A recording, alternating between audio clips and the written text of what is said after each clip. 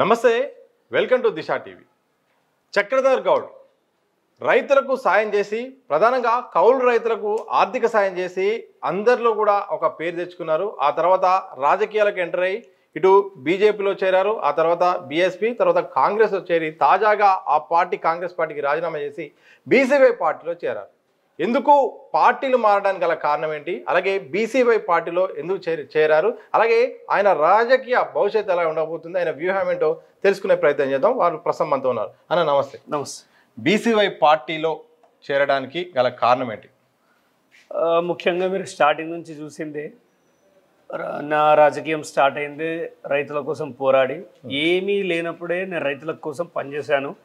అది ఓర్వలేని BRS party నన్ను ఎంత ఇబ్బంది పెట్టింది. బీజేపీలో కష్టపడ్డా, టికెట్ ఇవ్వలేదు. దాని తర్వాత ఇండిపెండెంట్గా అంటే లైక్ బీఎస్పీ నుంచి బీఫామ్ తీసుకొని పోటీ చేయడం జరిగింది. పోటీ అయితే చేయాలి ఖచ్చితంగా. ఇండిపెండెంట్గా పోటీ చేస్తే ఎక్కడో 30 నెంబర్లో ఉంటాం. సో బీఎస్పీ అనేది ఏంటంటే నేషనల్ పార్టీ కాబట్టి నేను రాజకీయంగానే ఆలోచించాను. అప్పుడు పోటీ చేయడం, 17,000 ఓటు బ్యాంక్ సంపాదించడం. దాని తర్వాత కాంగ్రెస్ పార్టీలో రేవంత్ రెడ్డి గారు వీళ్ళని జైలుకు పంపుతా, వీళ్ళ అక్రమాలన్నీ తీస్తా, కాళేశ్వరం పైన కాలేజ్ తొక్కుతా, పేగులు మెడలు వేసుకుంటా అంటే ఇదంతా నిజమేమో, చెర్లపల్లి జైల్లో కేసీఆర్, కేటీఆర్ వీళ్ళందరినీ కూర్చోబెడతాడేమో అని అనుకున్నాం. అనుకొని నేనే కాదు, నాలాగా అమాయకులు చాలామంది కాంగ్రెస్ పార్టీలోకి వచ్చారు. సరే పనిచేస్తున్న క్రమం, సరే ఇలా కాకపోతే రేపు లోపల వేస్తాడేమో అని పెట్టుకొని ఈయన వేస్తలేడని నేనే ఫోన్ ట్యాపింగ్ కేసు పెట్టినా. అది కొట్టేసారు. నడిచింది సెటిల్మెంట్ అయిపోయింది, కొట్టేసారు. చక్రధర్ నువ్వు సుప్రీంకోర్టు పోవద్దని మా పెద్ద మనుషులు చెప్పారు. ఇది అంత వ్యవస్థ చండాలంగా ఉందనుకున్నా. సరేది అనుకొని కూడా ఊరుకున్నా. లాస్ట్కి వస్తే రైతులపైన కేసులు చేయడం సిద్దిపేటలో, అది నన్ను చాలా కలిసివేసింది. మీరు ఆలోచించండి, పార్టీలు మారుతున్నాడు ఒక వ్యక్తి అంటే వాడికి నిలకడ లేక కాదు, గుర్తుపెట్టుకోండి. అధికారం ఎల్లుంటాలో పోతే వాడు దొంగ. బీజేపీ అధికారంలో ఉందా?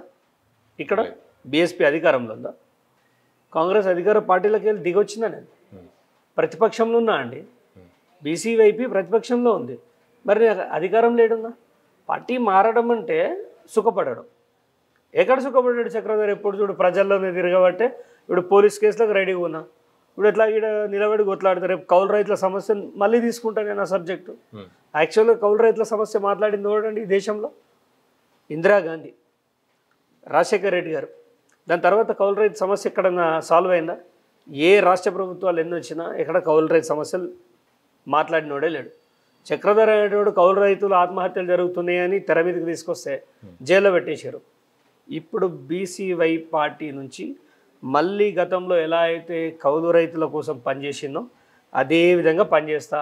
నమ్మినోడు నాతోటి ఉంటాడు, నమ్మనోడు గదే కాంగ్రెస్ పార్టీ గదే భజన చేసుకుంటూ జరుగుతాడు. సో నేనైతే క్లారిటీగా ఉన్నా, నేను ఏం చేస్తున్నా అనేది నాకు ఫుల్ క్లారిటీగా ఉంది. కానీ బీసీవై పార్టీ మీరు ఇప్పటివరకు 3 జాతీయ పార్టీలో చేరారు. ఆ పార్టీ తర్వాత ఈ పార్టీలోకి వచ్చారు. ఇప్పుడు ఈ పార్టీ కొత్త పార్టీ, ప్రజల్లోకి వెళ్ళాలి, రాజకీయ భవిష్యత్తు అనేది ఏందో కూడా శూన్యం. ఈ సందర్భంలో ఏ కాన్ఫిడెన్స్తో మీరు రాజకీయాలు చేయగలరు? చూడండి, నేను రాజకీయాలకు వచ్చినప్పటికీ ఏ పార్టీలో ఉన్నా ఒంటరి పోరాటమే చేసిన. అది మీరు చూశారు. నేను ఎక్కడున్నా కానీ ఏ పార్టీ నన్ను ఓన్ చేసుకున్నది లేదు. ఎందుకంటే రాజకీయ పార్టీలలో చాలా వరకు దొంగలకు లంగలకు ఎక్కువ పెద్దపీట ఇస్తారు. లేదా చెంచాగిరి చేసేటోనికి, గిఫ్ట్ ప్యాకెట్లు ఇచ్చేటోనికి ఆదరణ ఉంటుంది. మాలాంటి వాళ్ళు ఎప్పుడు గేటు బయట జెండా పట్టుకుని నిలబడాలి, అన్న అనుకుంటూ. సో నేను నాలాగా పోరాడే గొంతుకల కోసం నిలబడ్డ వ్యక్తిని, రైతుల కోసం నిలబడ్డ వ్యక్తిని. ఖచ్చితంగా రానున్న టైంలో పార్టీ నిర్మాణం ఎలా ఉంటుందో మీరు చూస్తారు. ఇప్పుడు మీరు కొత్త పార్టీ 2001లో టీఆర్ఎస్ కొత్త పార్టీ కదా. ఆవిడ ఎవడున్నాడు? ఏమన్నారు? కేసీఆర్ 4 రోజులలో ఖతమైపోతాడు అన్నారు. 2009లో కుప్పగూలిపోలే కేసీఆర్. ఎంత పార్టీ నిర్మాణం, అప్ అండ్ డౌన్స్ చాలా కామన్. ఒక నిర్మాణం జరుగుతుంటే ఆ నిర్మాణానికి కావాల్సిన రాళ్ళు ప్రతిపక్షాలే ఇస్తాయి, వాటినే తీసుకుంటాం. బందోబస్తు కోట కడతాం. బీసీవైపీ కోటను కొద్ది రోజుల్లో మీరు చూడబోతున్నారు. చెక్కు చెదరదు. తెలంగాణ ప్రజలు, బహుజన బిడ్డలందరి ఆశలకు అనుగుణంగా ఈ పార్టీ నిర్మాణం జరుగుతుంది. సో బీసీ సమస్యల గురించి ప్రధాన ఎజెండాగా ఈ పార్టీ పుట్టింది. ఇప్పుడున్న పరిస్థితుల్లో ఒకవైపు బీసీ ఎజెండా మీద రాజకీయ పార్టీలు ఇటు రాజకీయాలు చేస్తున్నాయి, మరోవైపు తీర్మానం కూడా త్వరలో ఒక పార్టీ పెట్టబోతున్నారు. ఇలాంటి సందర్భంలో మీరు ఈ పార్టీలో చేరడానికి కారణం? ఇప్పుడు తెలంగాణ ఉద్యమంలో ఒక కేసీఆర్ పోరాడితేనో ఒక వ్యక్తి ఒక సంస్థ పోరాడితేనో అది సాధ్యం కాలేదు. ఉమ్, ఉద్యోగస్తులు, నిరుద్యోగులు, రైతులు, వ్యాపారస్తులు, సబ్బండ వర్గాలు అన్ని పోరాట ఫలితమే ఇవాళ తెలంగాణ. అలాగే బహుజనవాదం, మన బీసీలకు రాజ్యాధికారం అనేది ఒకరు చేస్తే కాదు, ఐదర్ బీసీ వైపీ చేస్తే కాదు, ఉమ్, మలన చేస్తే కాదు, కవిత చేస్తే కాదు, కాంగ్రెస్ చేస్తే కాదు, ఉమ్, మాలాంటి పార్టీలు ఎన్నో ఏకమై కొట్లాడితే జరిగే ఒక ప్రక్రియ. దాంట్లో మా పాత్ర గొప్పగా ఉండబోతుంది నమ్మశక్యంగా. అంటే సరెండర్ కాకుండా మేము అన్కాంప్రమైజ్డ్గా కొట్లాడాలనేది మా ఆలోచన. 3 ప్రధాన పార్టీలు ఉన్నాయి. ఇక్కడ అసలు వేరే పార్టీకి స్కోప్ ఉందని మీరు అనుకుంటున్నారా? ఇప్పుడు ఒకవైపు కాంగ్రెస్ ఉంది, ఇటు బీజేపీ అధికారం కోసం కోట్లాడుతుంది, మరోవైపు మరోసారి అధికారం రావడానికి బీఆర్ఎస్ ప్రయత్నాలు చేస్తున్నాయి. ఇలాంటి సందర్భంలో కవిత కూడా కొత్త పార్టీ పెట్టబోతుంది, ఇటు తీర్మార్ మల్లన్న. బీసీ వైపుకి స్కోప్ ఏంటి, ఏ ధైర్యం? ఇప్పుడు ప్రజలు ఒక కొత్తదనాన్ని కోరుకుంటున్నారు. ఇప్పటికీ ఈ వయసు ఎక్కువైపోయిన వాళ్ళు బాగా అయిపోయారు. మీరు ఎక్కడ రాజకీయాల్లో చూడండి, ఇప్పుడు చైనాలో కదా యువకులు లేనట్టు మొత్తం ముసలోళ్ళు అయిపోయినట్టు చైనా దేశంలో మన రాజకీయ పార్టీలలో కూడా వాళ్ళదే అయిపోయింది. 60-70 ఏళ్ళు 75 ఏళ్ళు వచ్చేదాకా సీటు దిగుతలేడు. మళ్ళీ మనలాంటి యువకులు ఎలా పనిచేస్తారు? సో యువతరానికి ఛాన్స్ ఇవ్వాలి. ఇప్పుడు బీఆర్ఎస్లో యువకులు ఉన్నారా అండి? కాంగ్రెస్లో ఉన్నారా? బీజేపీలో ఉన్నారా? ఎక్కడున్నారు చూపించండి. సో ఖచ్చితంగా బీసీవైపీ పార్టీ 100% యువతరానికి పెద్దపీట వేస్తుంది. 50% మహిళల్ని తీసుకుంటాము, మహిళలకు ప్రాధాన్యత ఇస్తాం. చదువుకున్న మహిళలు ఉద్యోగాలకు ఇంటికే పరిమితం కాదు, రాజకీయాల్లో చక్రం నింపాలి. మహిళా నారీ శక్తి అనేది చాలా అవసరం. అండ్ బీసీవై పార్టీ అన్ని వర్గాలకు న్యాయం చేస్తుంది. కాంగ్రెస్ లెక్క బహుజనవాదం అని చెప్పేసి ఇప్పుడు చూద్దాం కదా, జూబ్లీహిల్స్ టికెట్ ఒదిగిస్తారు. ఇప్పుడు 42% ఏం చేస్తారో చూద్దాం కదా. ఇప్పుడు బిల్లు యాక్సెప్ట్ చేయాల్సింది బీజేపీ, పెట్టింది కాంగ్రెస్. అటు ఇటు తేల్చకుండా ఉన్నది, గోడ మీద పిల్లలాగా ఉన్నది బీఆర్ఎస్. ఈ ముగ్గురు దొంగలే అనేది ప్రజలు గమనిస్తున్నారు. సో ఇలాంటి సమయంలో బహుజనులకు బహుజన్ పార్టీ ఉంటేనే కరెక్ట్ అనేది వాళ్ళ క్లారిటీ వచ్చింది. ఇప్పుడు తిరుపతి పోతే అందరు కలిసి ఒకటే కాంప్లెక్స్ ఉందనుకోండి, గెస్ట్ హౌస్, కొట్టుకొసేస్తారు. ఎవరిని వాడికి ఉందనుకోండి, ఇది మాది ఇది మీది అనేలాగా ఉంటుంది. బీసీల కోసం ఒక పార్టీ ఆవశ్యకత ఉంది. ఆంధ్రాలో రామచంద్ర యాదవ్ గారు ఎంతో కష్టపడుతున్నారు. కరేడు గురించి కానీ, steel plant, Vizag steel plant గురించి కానీ అద్భుతంగా పోరాడుతున్నారు. అదే క్రమంలో దాన్ని కొనసాగింపుగా తెలంగాణలో చాలా ఇబ్బందులు ఉన్న రైతాంగానికి కానీ, యువతరానికి కానీ అవకాశాలు లేవు, ఉపాధి లేకుండా పోతుంది, అడుక్కు తినే పరిస్థితి ఉంది. ఉచిత పథకాలని చెప్పేసి నడుములు విరుస్తున్నారు. దీని నుంచి మార్పు రావాలని వారు కోరుకున్నారు, ఇక్కడికి వచ్చి పార్టీ పెట్టారు. దాంట్లో మేము భాగస్వాములమైనాం అండ్ గర్వపడుతున్నాం. దీంట్లో పార్టీ నిర్మాణంలో మేము ఇవాళ ఉన్నాం.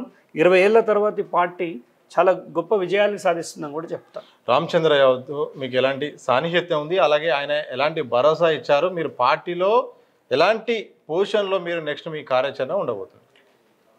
ఇప్పుడున్న పార్టీలన్నీ కాంప్రమైజ్డ్ పార్టీస్. అసెంబ్లీలో ఎలా కొట్లాడాలనేది నేను ఈ ప్రశ్నలు అడుగుతా, నేను ఈ సమాధానాలు చెప్తా. స్పీకర్ గారు కానీ ఎవరు ఏమేం చేస్తారో అది ఒక జబర్దస్త్ షో లాగా మారిపోయింది. నిజంగా చాలా బాధాకరం ఇది. ఎక్కడ సీరియస్నెస్ లేదు. మనం మాట్లాడినప్పుడు ఫోన్ ట్యాపింగ్ అంశం ఎందుకు మాట్లాడలే అసెంబ్లీలో? ఇదంతా చూసినప్పుడు అదొక ఫన్ గేమ్ అయిపోయింది. సో అలాంటిది కాకుండా బీసీవై పార్టీ నిజంగా పోరాడుతుంది, కాంప్రమైజ్ కాకుండా పోరాడుతుంది. ప్రతి అంశం మీద లోకల్లో సఫాయి కార్మికుల సమస్యలతో సహా, మండల అధ్యక్షులతో సహా రాష్ట్ర ప్రభుత్వాన్ని ప్రశ్నించేలాగా నాయకత్వాన్ని తయారు చేస్తాము. ఎక్కడ కూడా కాంప్రమైజ్కి, కరప్షన్కి ఎక్కడ స్థానం ఇవ్వకుండా పోరాడాలనేది బీసీవై పార్టీ లక్ష్యం. చక్రధర్ గౌడ్ అంటే సిద్దిపేట వాసి, సిద్దిపేట నేత అని ఇప్పటివరకు పేరుంది. మరి ఈ పార్టీలో కూడా సిద్దిపేట వరకే పరిమితం అవుతారా, లేకపోతే రాష్ట్ర వ్యాప్తంగా సమస్యలపై కోట్లాడి ఇంకా వేరే స్థానాన్ని ఆయన కోరుకుంటారా? ఇప్పుడు సిద్దిపేట అనేది ఆ ఒక సందర్భంలో సరే ఏదో మనం పోరాడినాం వచ్చినాం. ఇప్పుడు రాష్ట్ర వ్యాప్తంగా రైతు సమస్యలపైన పోరాడాలనేది నా ఆలోచన ఉంది. రైతులు ఎందుకు చనిపోతున్నారు, అసలు రైతు ఆత్మహత్యల గురించి ఇప్పుడు బీఆర్ఎస్ యమ డ్రామాలు వేస్తుంది. ఏ రోజన్నా సరే లెక్క పెడదాం, రోజులు 18 నెలలు అయింది, 20 నెలలు అయింది అని అంటున్నాం కదా. ఒక్క రోజన్నా అసెంబ్లీలో రైతులు ఆత్మహత్య ఎందుకు చేసుకుంటున్నారని ప్రశ్నించిండి ఒక్కడన్నా? ఒక్కడు ప్రశ్నించలేదు. ఇంతమంది రైతులు చచ్చిపోతున్నారని ఎవడన్నా మాట్లాడుతుండా? రైతు అనేవాడు రాజకీయ నాయకులకు ఒక ముడిసరికి అయిపోయాడు, ఒక టాపిక్ అయిపోయాడు. సో అలాంటిది కాకుండా బీసీవై పార్టీ రైతు ఆత్మహత్యలపైన, రైతులకు ఇవ్వాల్సిన సబ్సిడీలపైన, పోడు భూములపైన అండ్ ముఖ్యంగా టెనెంట్ ఫార్మర్స్ వీళ్ళపైన ఖచ్చితంగా గట్టిగా పోరాడతాం. కౌలు రైతుల సమస్యని ఖచ్చితంగా తీసుకోవాలి. ఎందుకంటే స్టార్టింగ్ నుంచి చెప్తున్నాను, కౌలు రైతు అనేవాడు అనాథ అయిపోయాడు. గ్రామ సభలు పెడతాం, ఖచ్చితంగా రైతుల లోపల ఒక కాన్ఫిడెన్స్ని ఇస్తామని చెప్తున్నాం. కానీ కౌలు రైతుల టాపిక్ వచ్చినప్పుడు గత సీఎం కూడా కేసీఆర్ కూడా ఇది అసలైన భూ యజమానులకు నష్టం చేసేలాగా ఉంటుంది, కౌలు రైతులను ఇస్తే మాత్రం ఇక యజమానులు అనే వాళ్ళకు ప్రాధాన్యత తగ్గిపోద్ది, సరైనది కాదని కూడా గతంలో చెప్పారు. ఏం చెప్తారు? 60,000 పుస్తకాలు చదివిన ఆయనకు అర్థం కాలేదంటే మాకు అర్థం కాదు. కాళేశ్వరం మేధోమథనం చేసి కట్టిన ఆయనకు అర్థం కాలేదంటే నాకు అర్థం కాదు. ప్రపంచంలో నువ్వు ఇప్పుడు అంత పెద్ద నాయకుడు అయ్యి కౌలు రైతు సమస్యలు ఎందుకు ఖతం చేయలేరండి? నిపుణులు లేరా? రాష్ట్రం దగ్గర ఎంతమంది కౌలు రైతులు ఉన్నారు జాబితా లేదా? వాళ్ళకు లోన్లు ఇవ్వలేమా? వాళ్ళకి సబ్సిడీలు ఇవ్వలేమా? సరే, ఇప్పుడు యజమానికి కౌలుదారుడికి ఎక్కడైతే ఈ మిస్అండర్స్టాండింగ్ ఉందో దానికి ఒక ఎంఓయూని కుదిరించేలాగా ఒక చట్టం తీసుకురాలేమా? వాళ్ళకి ఇది అనవసరం. కౌలు రైతులు కొట్టుకసేస్తుంది, రైతులు చచ్చిపోతుంది, రూపాయి వచ్చేది లేదు, పోయేది లేదు. రైతులకు ఎప్పుడు కావాలంటే ఆయన ప్రాజెక్టు కడుతున్నప్పుడు వాళ్ళ భూములు లాక్కోవాలంటే రైతులు కావాలి అంతే. మీరు చూడండి, ఈ 10-15 సంవత్సరాల్లో జరిగినంత భూదోపిడి ప్రాజెక్టుల పేరుతోటి ఎక్కడా జరగలేదు. అసలు తిండికి టికానా లేకుండా రాజకీయ నాయకులు వచ్చిన వాళ్ళు ఇవాళ 1,000 కోట్లకు ఎలా పడగలెత్తారు మీరు చెప్పండి. అలాంటి ప్రక్రియనే ఇప్పుడు కాంగ్రెస్ ప్రభుత్వం కూడా ముందుకు సాగుతుంది. సో దీనిపైన మేము ఇంకా అధ్యయనం చేసి ముందుకెళ్తాం. ఇప్పుడే ఆల్రెడీ కమిటీలు వేయాలి దసరా వరకు అనేది ఆలోచన చేస్తున్నాం. దాని తర్వాత మా కార్యాచరణ ప్రకటిస్తాం. పార్టీ పేరు బీసీ యొక్క అంశంలో వచ్చేటట్టుంది. గతంలో కూడా బీసీల కోసమే పుట్టిన పార్టీ అనేది కూడా చాలా సందర్భం చెప్తారు. రైతులు మీరు మాట్లాడుతున్న సందర్భంలో ఎక్కువ శాతం కూడా రైతుల కేంద్రంగా కూడా మాట్లాడరు. కేవలం రైతుల కేంద్రంగా ఉంటుందా, బీసీల కేంద్రంగా ఉంటుందా? అసలు ప్రధాన ఎజెండా ఏంటి పార్టీ? హిందుత్వం. ఫస్ట్ ఆఫ్ ఆల్ భారత చైతన్య యువజన పార్టీ అంటే మనమంతా భారతీయులం అనే ఒక అంశం. మన హిందుత్వాన్ని కాపాడుకోవాలి. ఇది ఇప్పుడున్న క్రైసిస్లో ఫస్ట్ మనల్ని మనం కాపాడుకోవాలి. దాంతోపాటు ఈ దేశానికి రైతు వెన్నుముక, ఖచ్చితంగా రైతుని కాపాడుకోవాలి. యువజన పార్టీ, యువకులు డ్రగ్స్ తీసుకొని 20 ఏళ్ళ యువకుడు 60 ఏళ్ళ వ్యక్తిలాగా తయారైపోయాడు. ఇప్పుడు ఒక విషయం అడుగుతానండి, ఈ రాష్ట్రంలో ఎంతమందికి ఆర్మీలకు పోతురండి చూద్దాం. బిఫోర్ 10 years ఎలా ఉంది, ఇప్పుడు ఈ 10 ఏళ్లలో ఎంతమంది ఆర్మీకి వెళ్తున్నారు చెప్పండి? మొత్తం డ్రగ్స్కి బానిసలు అయ్యారు. ఒక్కనికి కూడా ఒక మోటివేషన్ లేదు. 10 ఏళ్ల క్రితం యువకులు అంటే పొద్దున్న తీసి దౌడు తీసేటోళ్ళు గ్రౌండ్లలో. ప్రస్తుతం ఎలా ఉంది పరిస్థితి? ఒక్కడన్నా ఈ రాష్ట్రానికి ఏమైనా చేద్దాం, ఐఏఎస్ చదువుదాం, ఐపీఎస్ ఉందా అండి? సో అలాంటి దారి తప్పిన యువకులను దారిలో పెట్టే కార్యక్రమాలు కూడా మేము ఎన్నో తీసుకొస్తాం. భారత చైతన్య యువజన పార్టీ అనేది దేశానికి సంబంధించింది. ఇది ఒక జాతీయ పార్టీ. దాంట్లో రాష్ట్రంలో ఉన్న సమస్యలపైన అధ్యయనం చేసి ఒక్కడిగా మొదలుపెట్టిండు కావచ్చు రామచంద్రమన్న, కానీ రేపు రానున్న రోజులలో మీరు చూడండి, అక్కడ ఆంధ్రప్రదేశ్లో అయినా ఇక్కడ తెలంగాణలో అయినా ఒక గొప్ప మార్పుకి వేదిక అవుతుందని ఖచ్చితంగా చెప్పగలుగుతాం. చక్రధర్ గౌడ్ అంటే ఒక హరీష్ రావుపై రాజీ లేని పోరాటం చేసిన వ్యక్తి. దాదాపు కేసులు, అరెస్టులు, ఆస్తులు కూడా నష్టపోయినని చాలామంది చెప్తున్నారు. మరి ఆ పోరాటం ఇంకా కొనసాగుతుందా, లేకపోతే రాజీ పడతారా? నా గమ్యంలో హరీష్ రావు ఒక్కడే లేడండి. హరీష్ రావు అనేవాడు అప్పుడున్న ఒక మినిస్టర్ కాబట్టి ఆయనమే పోరాటం చేసిన. ఇప్పుడు ఆయన ప్రతిపక్షమే కాబట్టి వాళ్ళు ఏదైనా కాల్కి ఇస్తే, లైక్ ఏదైనా పబ్లిక్ కోసం ఏదైనా చెప్తే మేము కూడా దానిలో భాగస్వాములు అవుతాం. మేము కూడా ఇన్వైట్ చేస్తాం యాజ్ ఏ ప్రతిపక్షంగా, మీరు రండి సమస్య పైన పోరాడదామంటాం. ఎందుకంటే ప్రతిపక్షం ఎప్పుడు కానీ మిత్రపక్షం లాగా పనిచేయాల్సిందే. మనం అందరం కలిసి గవర్నమెంట్ మీద ప్రెషర్ తేవాలి. మనకు ఎన్నున్నా అది ఓట్ల సమయంలో కానీ ప్రస్తుతం మాత్రం ప్రజల కోసం పనిచేసే క్రమంలో మాత్రం మన పర్సనల్ ఎజెండాల్ని పక్కకు పెట్టాలంటున్నాం. అది హరీష్ రావు అనేవాడు ఎప్పుడు నేను శత్రువుగా చూడలేదు. అది రాజకీయంలో ఎత్తుగడ. ఆయన నన్ను కొట్టాడు, నేను ఆయనను కొట్టాను అంతే. దాన్ని మనం లైఫ్ టైం శత్రువుగా చూడాల్సిన అవసరం లేదు. అది సమాజానికి మంచిది కాదు. కానీ హరీష్ రావును కొట్టడానికి ప్రయత్నం చేసి రాజకీయంగా నష్టపోయి పార్టీలు మారి ఈరోజు ఇబ్బందులు పడ్డారు, చాలా నష్టపోయాడని చాలామంది చెప్తారు. యాక్సెప్ట్ చేస్తారా? ఒకటి, ఆయన చేయాల్సిన దరిద్రం అంతా ఆయన చేసేసిండు. ఆయనకు నేను చేయాల్సిన పని అంతా నేను చేసేసాను. ఎక్కడో ఉన్నోని ఎక్కడికో తీసుకొచ్చిన. ఒకప్పుడైనా పేరు చెప్పాలంటే ఒక సీఎం స్థాయి వ్యక్తి కూడా గజగజ వణికి అక్కడికి వెళ్ళి ఒక చిన్న వార్డు మెంబర్ కూడా హరీష్ రావుని ఎదిరించేలాగా చేసిన దమ్ము ధైర్యం నా దగ్గరే ఉంది. నేను ఏదైతే మాట చెప్పానో ఒకప్పుడు, ఈరోజు కవిత ప్రెస్ మీట్ పెట్టి అన్నీ అవే చెప్తుంది. ఆయన ట్రబుల్ షూటర్ కాదని దిశ టీవీలో నేనే చెప్పిన ఒకప్పుడు. ట్రబుల్స్ క్రియేట్ చేస్తాడన్న అదే మాట అంది. రంగనాయక సాగర్ ఏమైందని నేనే అడిగిన ఒకప్పుడు. మీ పేరు తప్ప అన్నీ చెప్పింది. ఆ ప్రెస్ మీట్లో చక్రధర్ లేడు, కనిపించలేదు, అంతే. మిగతా అంతా కవిత గారే కానిచ్చేశారు. ఏదైనా ఒక చక్రధర్ వాయిస్ని కవిత మాట్లాడింది ఆ రోజు, అంతే. ఆ ప్రెస్ మీట్ ద్వారా హరీష్ రావుకి ఏమైనా నష్టం జరిగే అవకాశం ఉందా? అలాగే కవిత గారు మాట్లాడిన మాటలు ఎంతవరకు నిజం ఉంది దాంట్లో? ఖచ్చితంగా కవిత గారు మాట్లాడిన 100% నిజాలే. ఎవడు యాక్సెప్ట్ చేసినా చేయకున్నా ఇలా చాలా ఆమెనంత దిగజారుస్తున్నది కూడా బీఆర్ఎస్ పార్టీ. ఒక ఆడకూతురు అని చూడకుండా పాపం ఆమెని మొత్తం చాలా దారుణంగా ప్రవర్తిస్తున్నారు. అంటే మా దగ్గర ఉంటే ఉండు, బయటకు పోతే శత్రువులకు ఇచ్చిన ట్రీట్మెంటే నీకు ఇస్తాం అనేలాగా చేస్తున్నారు. కానీ కవిత విషయంలో బీఆర్ఎస్ ఏదైతే చేస్తుందో అది చాలా రాంగ్ అండి. ఎంతైనా ఆమె ఒక మహిళ, ఒక పద్ధతి ప్రకారం విమర్శించాలి. కానీ సమాజంలో ఆమెను కూడా చాలా చండాలంగా విమర్శిస్తున్నారు. ఒక ఆడకూతురుని పట్టుకొని అట్లా అనడం కూడా రాంగ్. నీవు విమర్శించాలి, మీ అధ్యక్షుని బిడ్డనే, కొంచెమైనా గౌరవం ఇవ్వండి. కొద్దిగా సిగ్గుమాలిన వాళ్ళు, కొంచెమైనా బుద్ధి ఉందా?